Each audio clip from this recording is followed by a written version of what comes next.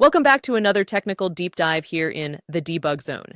Today we're tackling a big question and breaking it down with insights from other users. Hopefully this clears up some misconceptions and helps you get the answer you need. So buckle up, stay a little curious, and let's jump right in.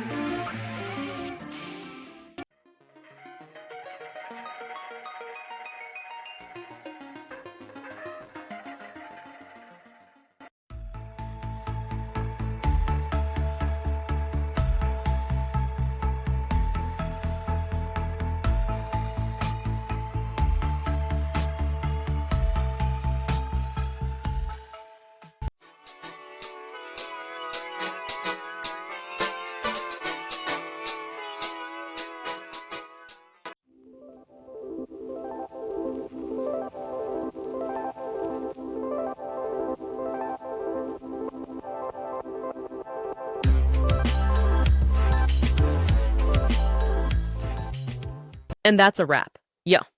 I hope you found the answer you were looking for. If you did, take a second to hit that subscribe button. It really helps out. And let me know in the comments which solution worked best for you. See you next time in the debug zone.